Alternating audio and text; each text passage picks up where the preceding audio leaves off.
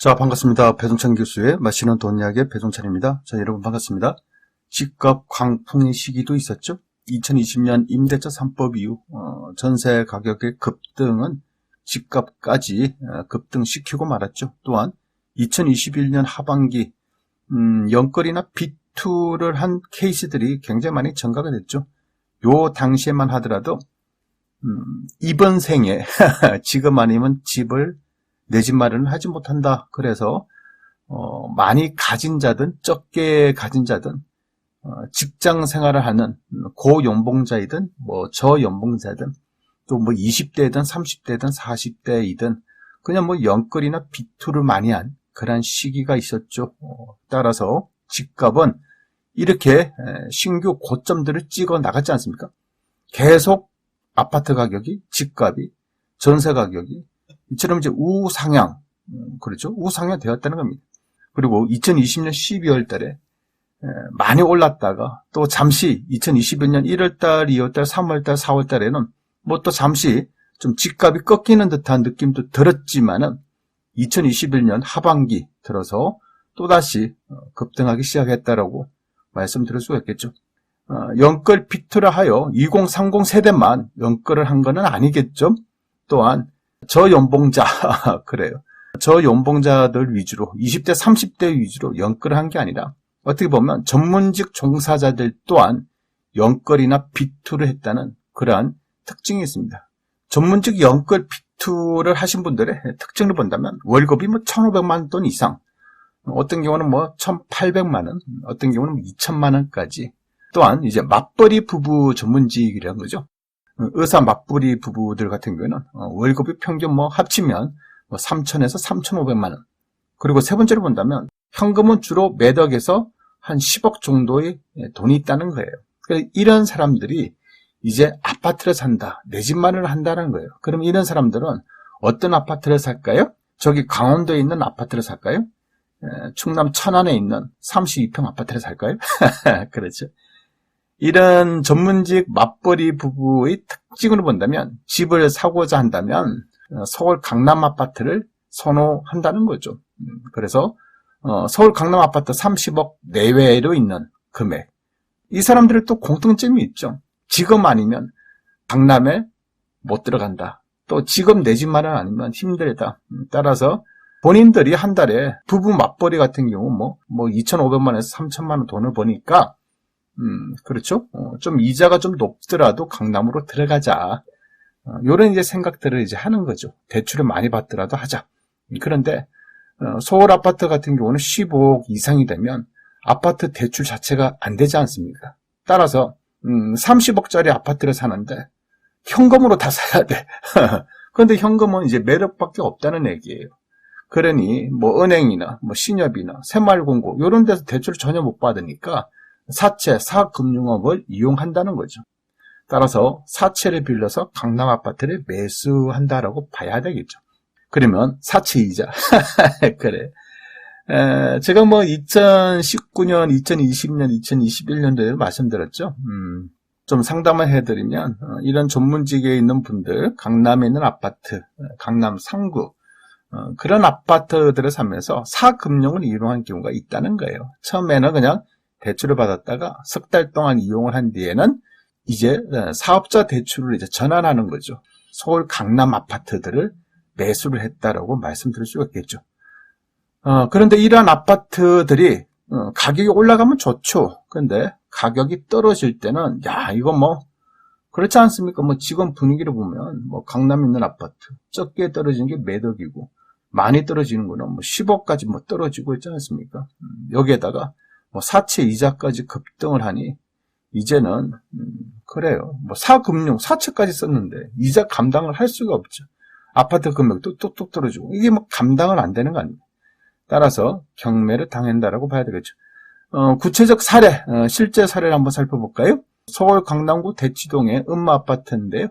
그래요. 청수도 12층이고 청수도 좀 좋지 않습니까? 이런 이제 음마아파트가 이제 경매 물건으로 나왔다는 거예요, 여러분. 그리고 1차 2022년 11월 10일 27억 9천만인데 유찰 아무도 응찰을 안 했다는 얘기고 2차 2022년 12월 15일 22억 3,200만 원 이상인데 유찰, 아무도 응찰 안 했죠.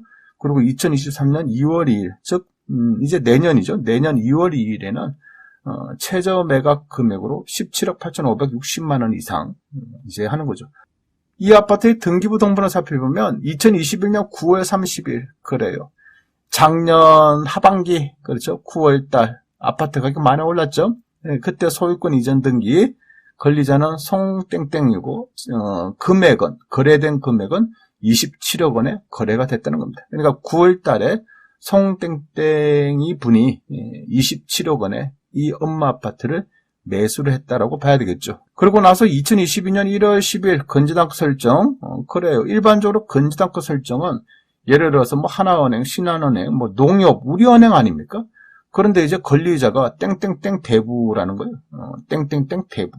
즉 사채, 사금융을 썼다라고 말씀드릴 수 있겠죠. 채권 금액은 30억 5,500만 원. 그래요. 매매 금액이 27억인데 채권 최고 금액은 30억 5,500만 원. 야, 그만큼 한 24억 가까운 돈을 빌렸다라고 봐야 되겠죠. 그런데 거래된 금액은 27억이다. 결론, 현금은 한 3억? 그렇다는 거예요. 완전히 거의 뭐 영끌, B2의 정연적인 모습이라 봐야 되겠죠. 그런데 2022년 5월 달에 임의 경매를 당했다. 경매 신청권자는 땡땡땡 대부. 청구 금액은 24억 5,372만 3,280원이다. 역시 한 24억 가까운 돈을 빌렸고 그 이자들이 쌓이고 쌓여서 이제 청구 금액이 24억 5,300만 원 돈이다라고 말씀드릴 수가 있겠죠. 결국 이 소유자는요, 그래요. 2022년 8월 달에 27억에, 여기 뭐 12층이지 않습니까? 그러니까 8월 19일 날 12층 이 아파트를 27억 원에 매수를 했다는 거죠. 그리고 2021년 9월 달에 잔금을 치렀다는 거고. 그리고 2021년 11월 달에는 최고 금액이 28억 2천만 원도 거래가 됐다는 겁니다. 9월 달에 27억에 잔금을 했는데 11월 달에 28억 2천만 원. 엄마 아파트가 최고가를 기록했죠. 요 당시의 생각은 무엇일까요? 야, 2달 만에 1억 원이 올랐네. 그래요. 이렇게 뭐 생각할 수가 있겠죠. 그런데요, 2022년 10월 달에는 21억 원에 거래가 됐고, 2022년 11월 달에는 21억 5천만 원, 22억, 23억대의 실거래가가 이루어진 거예요. 따라서 최고 금액 28억짜리가 21억까지 떨어졌고 27억의 연끌 매수를 한 이 사람 입장이라면 불과 뭐 1년 만에 매매 금액이 21억까지 떨어졌다. 야, 참 27억짜리가 21억으로 떨어졌다. 매매 금액 거의 뭐 폭락의 수준 아닙니까? 여기다가 24억 가까운 돈을 대출받았지 않습니까? 그러면 사채이자 거의 뭐 한 달에 뭐 2천만 원 돈을 냈겠죠. 그러니까 이렇게 뭐 한 달에 2천만 원 정도로 납부를 할 수 있는 사람, 어떤 사람들일까요? 거의 뭐 전문직에 있는 사람들, 특히 뭐 부부 맞벌이 가능성이 많지 않겠습니까? 여기다가 또 뭐 대출 이자가 또 올라갔을 거 아닙니까? 그러니 뭐 이게 감당이 안 된다라고 말씀드릴 수 있겠죠. 그러니 그냥 무너지고 말았다라고 볼 수 있겠습니다. 그만큼 연끌이나 B2가 그래요. 뭐 서민이든 뭐 고용봉자든 뭐 부자든 20대든 30대든 40대든 50대이든 안 따지고 연끌이나 B2를 한 케이스, 이자를 변제하지 못할 경우에는 언제든지 무너진다는 그런 무서움을 바로 보여주는 것 같아요. 어떻게 보면 연끌이나 B2를 하더라도 뭐 몇 억을 연끌 B2를 했다. 그렇죠. 그러면 뭐 가족들이, 뭐 친척들이 일부라도 좀 도와줄 수도 있지 않겠습니까? 또한 몇 억에 대한 이자니까 어떻게 뭐 아껴 쓰고 절약하고 좀 버틸 수가 있겠지만은 이처럼 뭐 수십억대의 대출은 이건 뭐 감당이 안 될 것 같아요.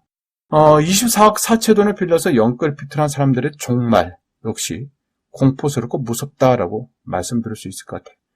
이상까지 배종찬 교수의 맛있는 도움 이야기였습니다. 감사합니다.